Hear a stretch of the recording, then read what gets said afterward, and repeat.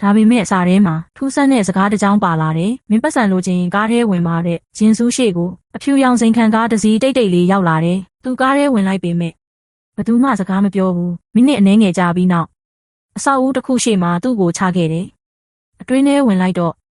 စပွဲတစ်လုံးပေါ်မှာပတ်စံအချို့နဲ့အနီရောင်စာအိတ်ပြီးတော့နံပါတ်ကတ်တွေရှိနေတယ်။စာအိတ်ထဲမှာလည်းစာတစ်စောင်ရှိလို့နေပါတယ်။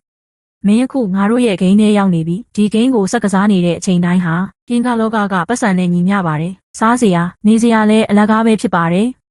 မိတ်ဆွေတို့တည်ထားရမှာကအချိန်ကြာလေပတ်စံများလေပါပဲဒါပေမဲ့ပါဝင်သူသားတေဆုံးသွားမယ်ဆိုရင်ဒီပြပွဲဟာလည်းပြီးဆုံးသွားမယ်ဂျင်ဆူးကတိတ်ဆိတ်သွားတယ်သူ့ရှေ့မှာရွေးချယ်မှုနှစ်ခုပဲရှိတယ်အခုချက်ချင်းဒီဂိမ်းကထွက်သွားမလားဒါမှမဟုတ်အသက်အာမခံချက်မရှိတဲ့ဒီဂိမ်းထဲဝင်ပြီးဘဝကိုဆက်ရှင်တန်မလားအဲ့ဒီအချိန်မှာအကျွေးမှန်ကန်တောင်းတဲ့ဇိုးဘဲတွေစီကလည်း message တွေထပ်ဝင်လာတယ်ပတ်စံမဆက်ရင်မင်းရဲ့ခွေးဥကိုတလုံးချင်းဖြုတ်ပြီးအရှင်လက်မိခင်မယ်ဂျင်ဆူးကမျက်လုံးပိတ်ပြီးနံပါတ်3ကတ်ကိုကောက်ယူလိုက်တယ်လိုက်ကနောက်ကိုဝင်သွားတဲ့အချိန်မှာပဲသူ့ဘဝကနောက်တစ်ဆင့်ပိုပြီးအန္တရာယ်များလာတော့မယ်ဆိုတာသူမသိပါသေးဘူးတကားပိတ်သွားတဲ့အချိန်ဂျင်းစုရှိမှာ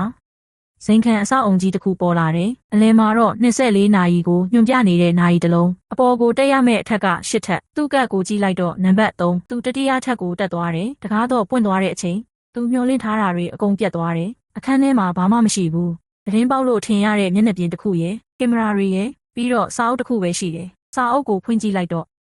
ညလယ်ကနေမနက်8နာရီထိအခန်းပြင်မထွက်ရကင်မရာမပိတ်ရစီကန်းချိုးရင်မင်းရဲ့ပတ်စံတဝက်ပြောက်မယ်ညတန်ခေါင်ချိန်ကိုရောက်လာတဲ့အခါမီးတွေထလင်းလာပြီးဂိမ်းလဲစတင်ပါတော့တယ်